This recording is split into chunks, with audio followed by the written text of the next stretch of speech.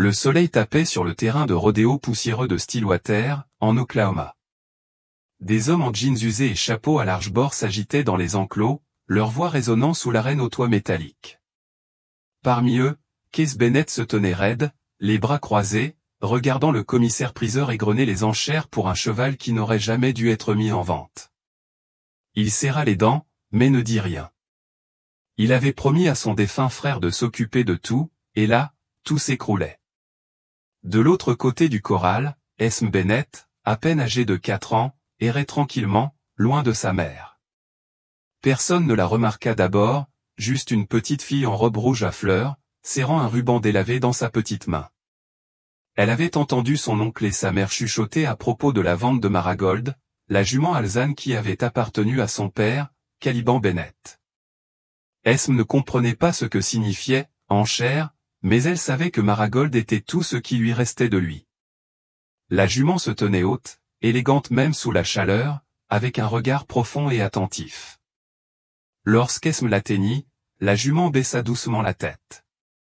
L'enfant posa une petite main sur le nez de Marigold, la lèvre inférieure tremblante. Le lien entre elles fut immédiat et inébranlable, comme il l'avait toujours été depuis les funérailles de son père.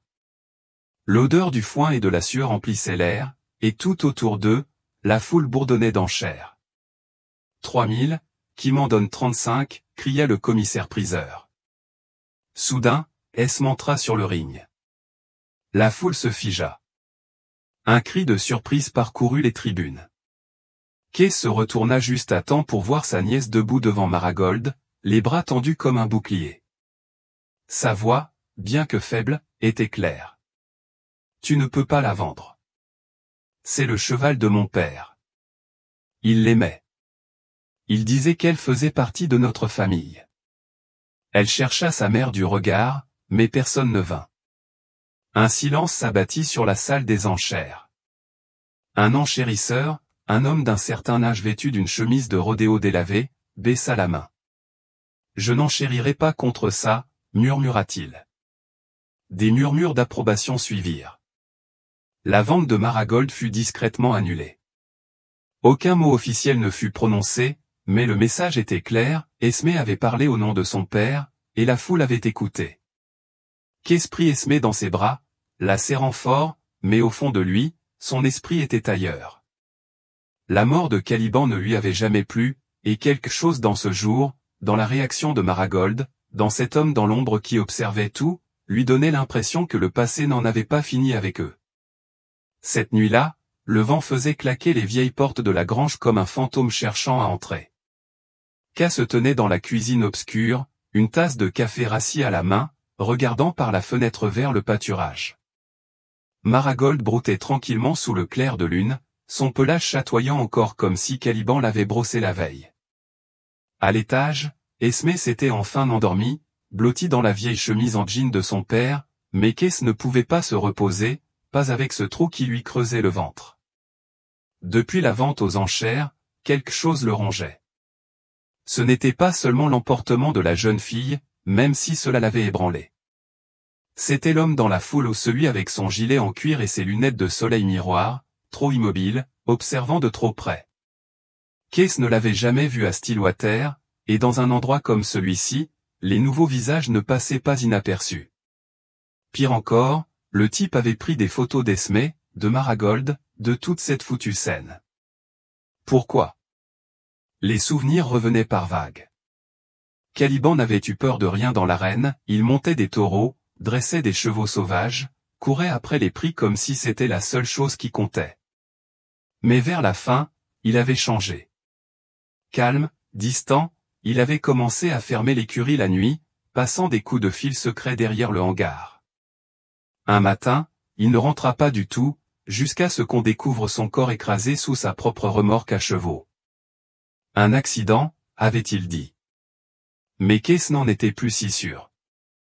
Le soir même, il prit une lampe de poche et se dirigea vers la grange. Une épaisse couche de poussière flottait dans l'air, et une odeur de vieux cuir et de foin lui emplissait les narines. Il passa devant la vieille malle de Caliban, intacte depuis les funérailles, et s'agenouilla finalement à côté. La serrure était toujours cassée, comme dans ses souvenirs. À l'intérieur, sous des piles de matériel de l'assaut, il trouva un carnet usé par les intempéries, le genre de carnet que Caliban avait l'habitude de griffonner quand personne ne regardait. Les premières pages étaient absurdes, horaire des repas, rendez-vous chez le vétérinaire. Mais plus loin dans le carnet, Case découvrit quelque chose d'étrange. Une liste de noms, certains barrés, d'autres accompagnés de montants. Au bas d'une page, griffonnée à l'encre plus foncée, ils viennent la chercher. Caché Marigold. Esme ne le sait pas encore. Le cœur de Case s'arrêta. Son frère cachait-il quelque chose de plus sombre que des dettes de jeu ou des blessures de rodéo? Il était assis sur le sol en terre battue de la grange, un carnet à la main, tandis que Marigold reniflait doucement derrière lui. Le vent gémissait à travers les fissures des murs comme s'il savait quelque chose qu'il ignorait. Quoi que Caliban ait pu faire, ce n'était pas fini. Le soleil matinal se leva, lourd sur Stillwater, dessinant de longues ombres sur le ranch Bennett. Case n'avait pas dormi. Le carnet ne l'avait pas quitté de la nuit. Ses yeux brûlaient, mais il ne parvenait pas à se défaire du sentiment que quelque chose dans ses notes griffonnées contenait la vérité que Caliban avait emportée dans la tombe. Pourtant, il n'osait pas les montrer à Clara, la mère d'Esme. Elle avait déjà du mal à tenir le coup, et Esme, eh bien, elle avait déjà trop perdu. Esme était arrivée tôt à l'écurie, assise à côté de Marigold, lui brossant la crinière de ses petits doigts. La jument se tenait calmement, comme pour protéger la petite fille du poids du monde extérieur. Case s'appuya contre la porte, les observant en silence. Il voulait croire que le pire était passé, que la vente aux enchères avait été l'ultime obstacle. Mais les mots de Caliban résonnaient dans son esprit. Ils viennent la chercher. Qui était-il? En longeant la clôture plus tard dans la matinée, K remarqua quelque chose qui le fit s'arrêter net. Des traces de pneus fraîches, trop larges pour le pick-up de Clara, trop profondes pour un simple camion de livraison. Elle descendait le chemin de service derrière la grange, droit vers les bois qui bordaient la propriété. Il suivit le sentier, ses bottes crissant sur le gravier, le cœur battant plus fort à chaque pas. À la lisière de la forêt, quelque chose de métallique brillait dans la terre, une douille. Il s'accroupit, la ramassa et la retourna dans sa main. Elle ne provenait d'aucun fusil qu'il gardait sur la propriété. C'était un fusil militaire, propre, affûté et délibéré. Ce n'était pas de la chasse.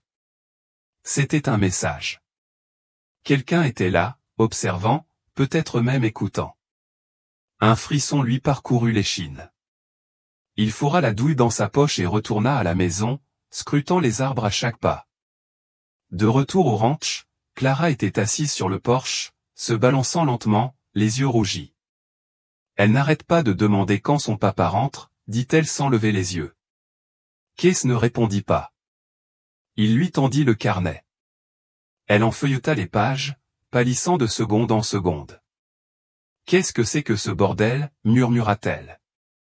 Case secoua la tête. « Je ne sais pas, mais quoi que ce soit, Caliban n'est pas mort par accident. » De l'intérieur de la grange, Esme appela soudain. « Oncle K. » Sa voix était sèche, effrayée. Il courut vers elle, le cœur battant la chamade. Lorsqu'il arriva, elle désignait l'extrémité de la stalle. Quelqu'un avait gravé quelque chose dans la poutre en bois, 4 lettres, fraîches et profondes, CALI. Le nom de Caliban, à moitié écrit. Quelqu'un était passé par là la nuit dernière. Ce soir-là, le ciel prit une teinte orange foncé, projetant de longues ombres sur la basse-cour. K se tenait près de la fenêtre, scrutant la campagne comme un homme attendant quelque chose, ou quelqu'un. Sa main ne cessait de dériver vers la douille dans sa poche.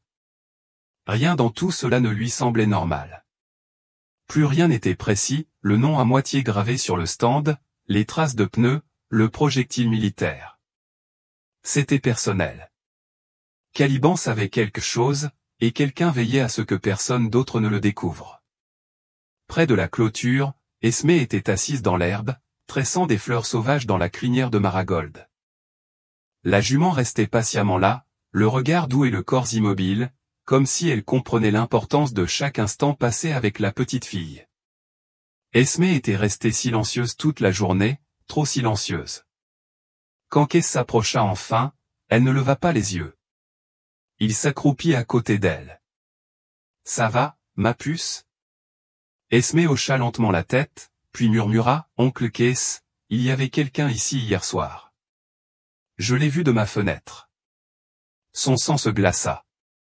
Elle le regarda, l'air sérieux malgré son âge.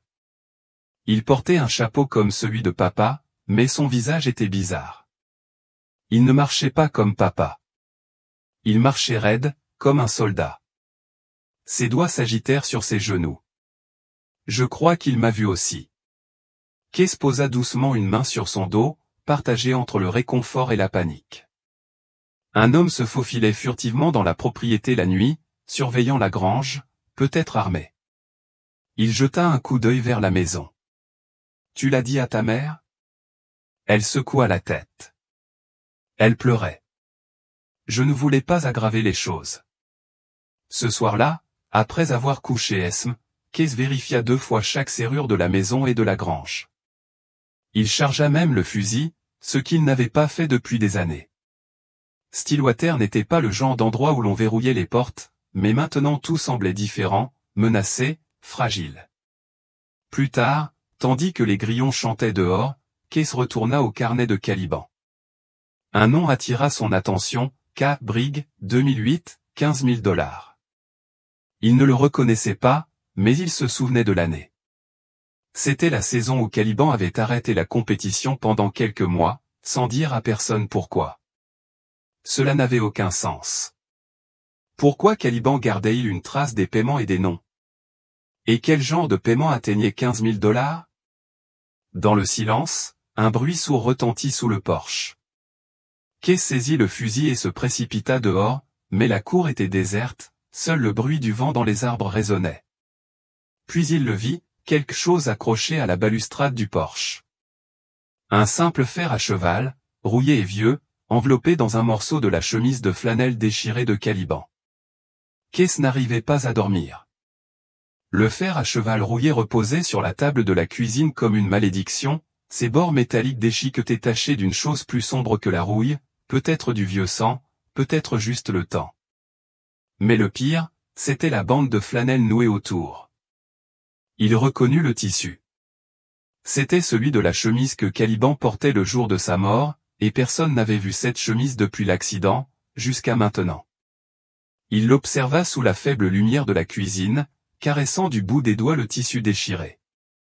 Il n'y avait aucune note, aucune menace, mais le message était clair, « Nous savons où vous fouillez, et nous vous surveillons. » Le poing de Kees se serra. Ce qui avait commencé avec Caliban ne s'était pas terminé avec lui, et maintenant, Esme était au cœur de tout cela. Au matin, Kees prit une décision.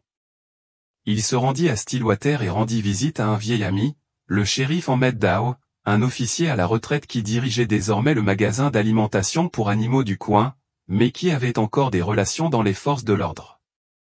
Ahmed connaissait Caliban depuis leur enfance.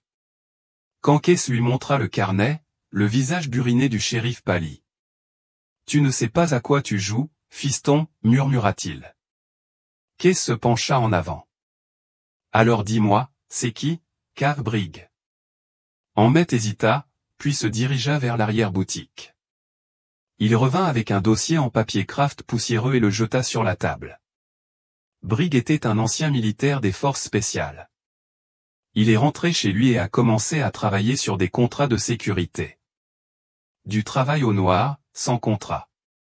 Il repérait les rodéos pour les jeunes hommes malchanceux, comme ton frère. Il marqua une pause.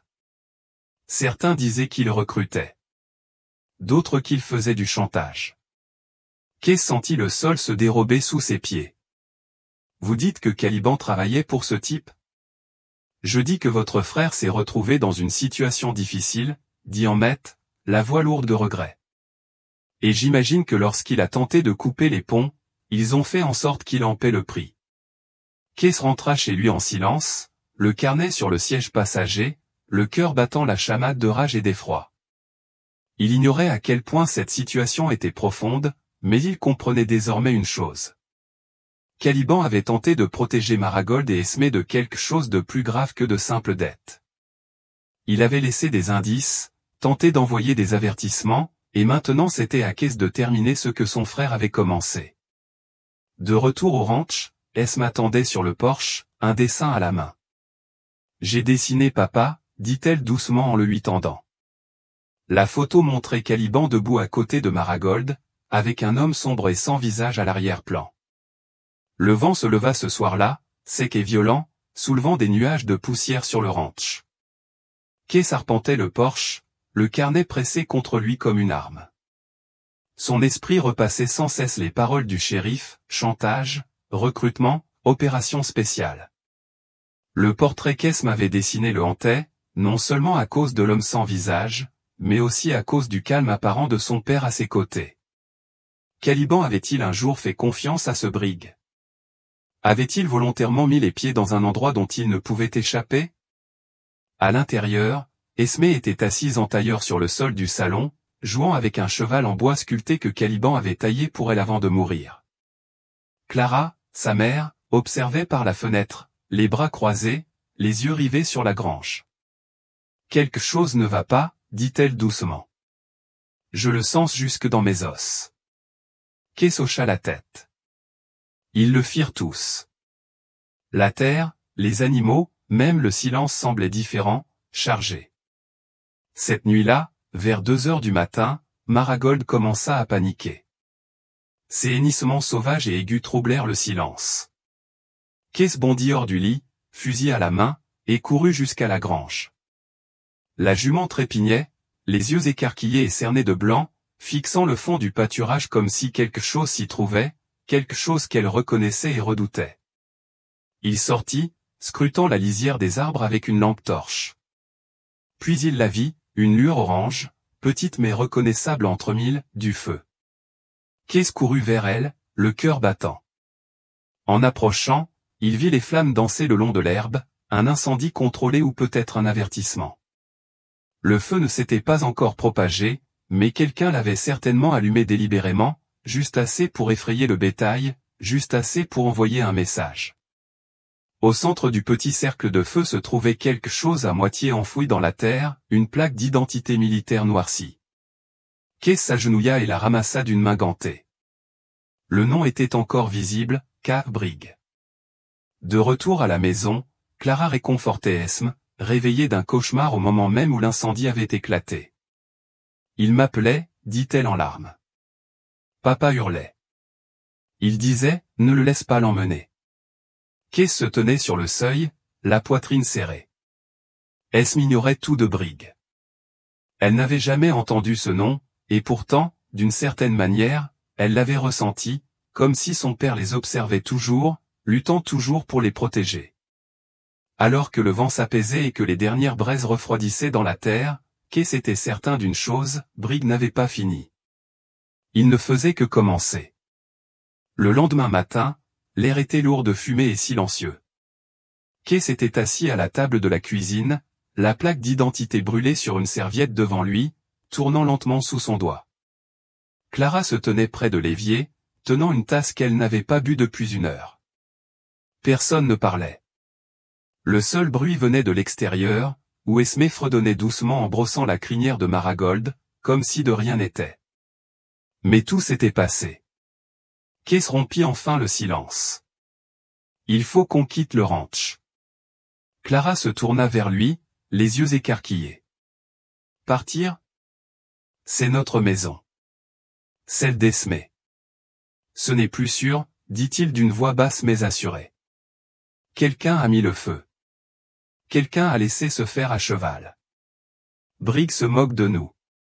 Je ne sais pas ce qu'il veut, mais je sais qu'il se rapproche. » Case marqua une pause.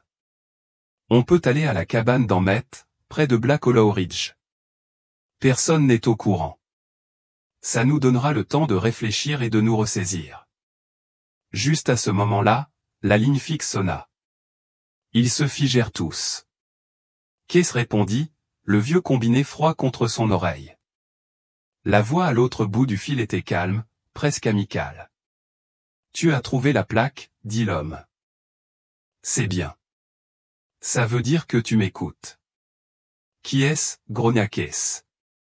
Tu sais qui je suis, répondit la voix, et tu sais ce que je veux.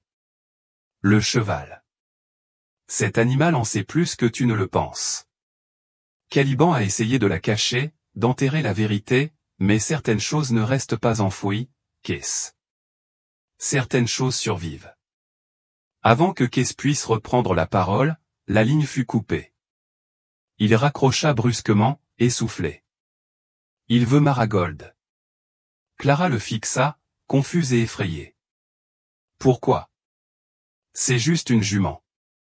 Non, dit Kess en secouant lentement la tête, pas seulement. Elle était avec Caliban tout le temps.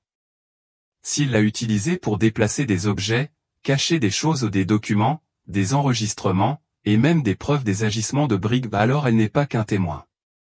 C'est une preuve. Dehors, Esmé serra Marigold dans ses bras et lui murmura quelque chose à l'oreille. La jument tressaillit, mais resta immobile, d'un calme incomparable, comme si elle savait qu'on lui confiait quelque chose d'important. Kess les observait, un frisson lui parcourant l'échine. Si Briggs était prêt à brûler des champs et à traquer des enfants, que ferait-il d'autre? Les règles du jeu avaient changé. Il ne s'agissait plus seulement de protéger un souvenir, mais de survivre à la vérité. La vieille cabane de Black Hollow Ridge n'était plus que rondins, poussière et silence. Inhabitée depuis plus de 10 ans, elle était isolée, entourée de forêts denses et de routes oubliées exactement ce dont Kess avait besoin. Alors que la nuit tombait sur la crête, il ferma les fenêtres et vérifia 2 fois. Clara arpentait le salon, les nerfs à vif à chaque craquement du plancher. Esmé, elle, restait étrangement calme. Elle était assise sur le parquet à côté de Marigold, qu'ils avaient amené par l'écurie. Esmé appuya sa tête contre la poitrine de la jument et ferma les yeux. Elle essaie de me dire quelque chose, murmura-t-elle. Kess l'entendit et marqua une pause. Tu veux dire quoi, ma puce? Je ne sais pas encore, répondit Esmé d'une voix douce, mais papa m'a dit de l'écouter. Il a dit qu'elle se souvenait de tout. Kess échangea un regard inquiet avec Clara, puis s'approcha pour inspecter la selle du cheval, une pièce robuste, façonnée à la main, qui avait appartenu à Caliban. Il n'y avait pas prêté beaucoup d'attention auparavant, mais il passa maintenant ses doigts sur chaque couture et chaque sangle. Un côté semblait plus épais que l'autre. Il la découvrit avec précaution et découvrit quelque chose coincé au fond de la doublure en cuir, une clé USB enveloppée de papier sulfurisé et scellée avec du ruban isolant. Clara halta. Qu'est-ce que c'est? Kess le brandit, le cœur battant. Une preuve. Il le faut.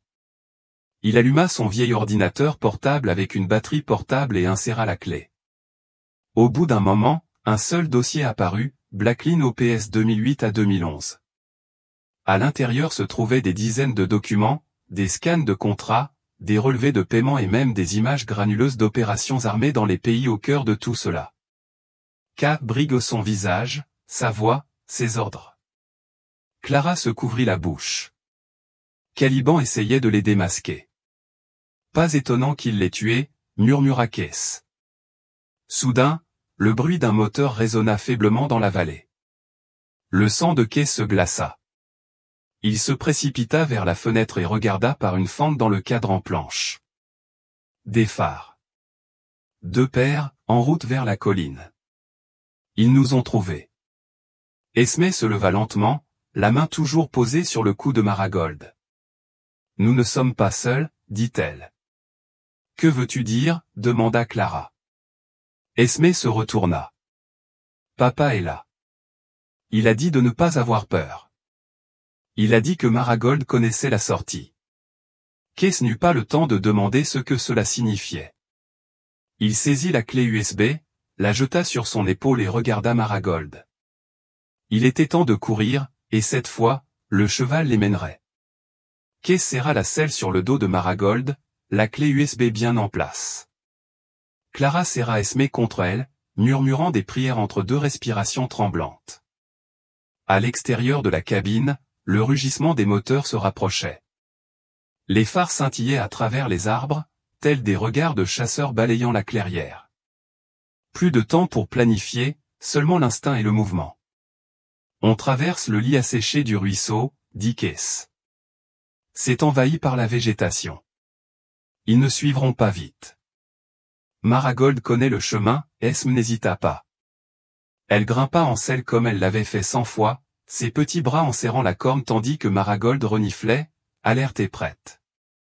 La jument déplaça son poids, ses muscles tendus comme des ressorts. Elle savait que ce n'était pas une chevauchée ordinaire. Le premier coup de feu claqua dans l'air comme un coup de fouet. Kay saisit la main de Clara et la tira vers les arbres tandis que Marigold fonçait, ses sabots martelant la terre battue. Esme la serrait fermement, ses cheveux flottant derrière elle comme un étendard de défi. Derrière eux, deux silhouettes sombres percèrent les broussailles, armées, rapides et se rapprochant. Kay tira un coup de semonce en l'air. Reculez, cria-t-il dans l'obscurité, mais les hommes ne ralentirent pas. Un autre coup de feu retentit, plus près cette fois. Une branche d'arbre explosa à quelques centimètres de la tête de Clara. Ils atteignirent le bord du ruisseau et Marigold dévala la pente comme si elle l'avait déjà fait dans une autre vie. Kay et Clara se précipitèrent à leur suite, glissant sur les racines et la terre meuble. La canopée s'épaissit au-dessus d'eux, les engloutissant dans l'ombre. Puis la voix retentit, grave, ferme et inimitable. « Donne-moi le volant, Bennett. Personne d'autre ne doit être blessé. » Brigg apparut près du sommet de la crête, vêtu de noir, son arme baissée mais prête à tirer. « Tu crois que ce dossier change quelque chose? Tu crois que le monde se soucie d'hommes comme moi? » Kay leva son arme, essoufflé. « Peut-être pas. Mais elle le saura. Ma nièce, elle grandira en connaissant la vérité sur son père, et elle saura qu'il est mort en la protégeant. » Brigg eut un sourire narquois. « Ton frère a eu tort de te faire confiance. » Avant que Kay puisse répondre, un mouvement flou se fit entendre sur le côté, Marigold jaillissait des arbres, Esme toujours fermement accrochée à elle. La jument se cabra, ses sabots heurtant le sol comme pour protéger son cavalier du monstre qui la précédait. Brigg hésita une fraction de seconde, juste assez longtemps. Kay tira. Le coup de feu résonna dans la vallée, suivi du bruit sourd d'un corps heurtant les feuilles. Mais il n'y avait pas de temps à la fête. D'autres moteurs arrivaient et Esme pleurait. « On n'est pas encore en sécurité, » murmura Clara, et il ne l'était pas. Mais la fin avait déjà commencé.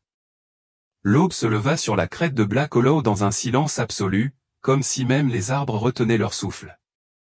La fumée du chaos nocturne persistait dans l'air, tourbillonnant au-dessus de la forêt comme des souvenirs qui s'estompent. Kay se tenait aux côtés de Clara sur la crête, tous deux meurtris et épuisés, le regard fixé sur la vallée où Brigg était tombé. Son corps avait été emporté par les autres, des hommes silencieux avec des plaques d'immatriculation et des camions banalisés. Pas un mot, pas de menace, juste la retraite. Ils avaient l'essentiel, la clé USB, et elle était désormais entre de bonnes mains. Le shérif EMTT Dao, fort de ses relations acquises dans les forces de l'ordre, avait roulé toute la nuit pour les retrouver à un poste de garde forestier près du bord de la crête. Lorsque Kay lui tendit la clé, EMTT ne dit pas grand-chose, se contentant d'acquiescer lentement et de promettre, cette fois, ils en répondront. Mais pour Esme, il ne s'agissait pas de vengeance ou de justice, mais de compréhension. De retour au ranch une semaine plus tard, elle se tenait dans le pâturage aux côtés de Marigold, toutes deux guérissant chacune à leur manière. La jument portait une petite cicatrice au flanc, là où une balle l'avait effleurée lors de la fuite, mais elle marchait fièrement, comme si elle savait que son but était accompli. Esme appuya sa joue contre le cou de Marigold, les yeux fermés, sa voix à peine murmurée. « Papa te remercie. » Kay l'observait depuis le porche, les mains dans les poches, le cœur lourd mais plein. Il savait que la vie ne serait plus jamais la même. Les ombres persisteraient toujours, mais elles avaient survécu. Plus que cela, Esme avait trouvé la force, Clara avait trouvé la clarté, et lui il avait finalement compris ce que son frère était mort en essayant de faire, protéger ce qui comptait. Dans les semaines qui suivirent, les documents de la campagne firent la une des journaux dans tout le pays. Une enquête du Congrès fut ouverte. Des noms furent cités, des accords furent révélés, Et bien que Brigg ait disparu des rapports officiels, la vérité avait éclaté. Cela suffisait. Stillwater reprit lentement vie. Les Bennett reconstruisirent la grange, repeignirent le porche et rouvrirent les pâturages. Les habitants de la ville hochaient la tête différemment en croisant Queso non pas par pitié, mais par respect. Un soir, alors que le soleil disparaissait derrière les champs, Esmé enfourcha la selle de Marigold et longea lentement la clôture, le même chemin que son père empruntait autrefois chaque jour. Et pour la première fois depuis sa mort, le vent apportait la paix. Un héritage avait été préservé, et une petite fille avait sauvé plus qu'un cheval, elle avait sauvé la vérité.